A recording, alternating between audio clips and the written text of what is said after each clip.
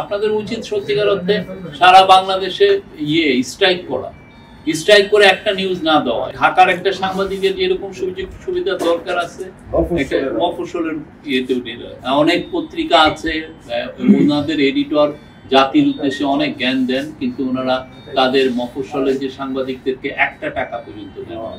হ্যাঁ, তারপরে অনেক টেলিভিশন স্টেশন আছেন, তারা খুব বড় বড় মানে কালচারাল প্রোগ্রাম করেন।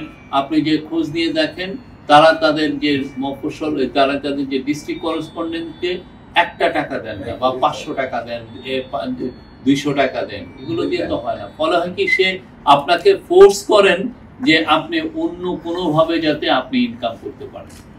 ওনারা একটা ফোর্স করছেন, ওনাদের কোনো মানে এত ওনার প্রতি প্রায় দেখবেন যে ঢাকায় তারা প্রায় সেমিনার করছেন, করছেন, সাংবাদিকদের রাইটস নিয়ে কথা বলছেন বা মিডিয়া ফ্রিডম নিয়ে কথা বলছেন, অথচ সারা বাংলাদেশে কয়েক হাজার সাংবাদিক আছেন যারা এই ডিস্ট্রিক্ট থেকে সাংবাদিকতা করেন।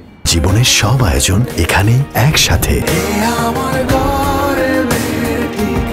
যারা থেকে সাংবাদিকতা করেন, এই জন্য উপজেলা লেভেলে সাংবাদিকতা করেন, এবং কোনো দুর্ঘটনা ঘটলে, কোনো ডিজাস্টার হলে তাদের ফুটেজটাই আমরা সবার আগে দেখতে পাই, তারা আমাদেরকে নিউজগুলো দেন। অথচ দেখা যায় যে তাদের কম্পেনসেশনের ব্যাপারে কারো কোনো একটা কথা নাই। আপনাদের উচিত সত্যিকার অর্থে সারা বাংলাদেশে স্ট্রাইক করা, স্ট্রাইক করে একটা নিউজ না দেওয়া। এই প্রত্যেকটা পত্রিকা, প্রত্যেকটা নিউজ টিভি স্টেশন আপনাদেরকে যেইভাবে বঞ্চিত করে, আমি যেই যত জায়গায় যাই, এটা তো একটা অসম্ভব একটা গল্প।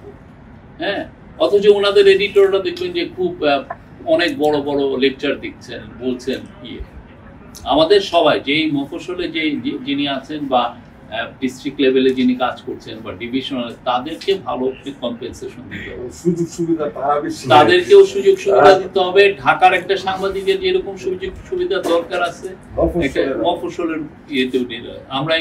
আমরা এটা নিয়ে আরো সোচ্চারভাবে বলা উচিত। আমরা চেষ্টা করছি, আমাদের এই ইন্টারিম গভর্নমেন্ট, আপনার তথ্য মন্ত্রণালয় চেষ্টা করছে, বাট এটার থেকে আমার মনে হয় যে এটা নিয়ে সবারই সোচ্চার হওয়া উচিত।